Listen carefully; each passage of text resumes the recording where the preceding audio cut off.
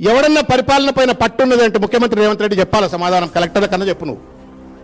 On what ground Sharada Peetham దగ్గర భూములు గుంజుకుంటామని చెప్పని నోటీసులు ఎట్లిస్తావు? గుంజుకోవడానికి బుల్డోజర్ని ఎట్లా పంపుతావు? పిల్లలు పొద్దుగాలనే మళ్ళా హరీష్ రావు గారు పోయిన తర్వాత తప్పైపోయింది అని చెప్పని నువ్వు ఎట్లా రిట్రీట్ అవుతావు? టీ హబ్లో, టీ వర్క్స్లో రిజిస్ట్రేషన్ కార్యాలయాలు పెట్టచ్చు అని చెప్పని జీవోలు ఎట్లిస్తావు? తెల్లారి పొద్దుగాల మొత్తం సిటిజన్స్ అంతా పెద్ద ఎత్తున గగ్గోలు పెట్టంగానే no no we made a mistake అని చెప్పని ఎట్లా రిట్రీట్ అవుతావు? పరిపాలన చేస్తున్నావా, పరాచకాలు ఆడుతున్నావా?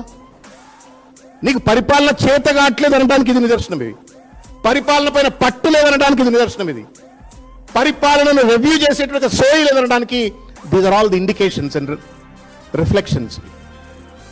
ఎక్కడ పడితే అక్కడ విచ్చలవిడి దోపిడి అండి, దోపిడి.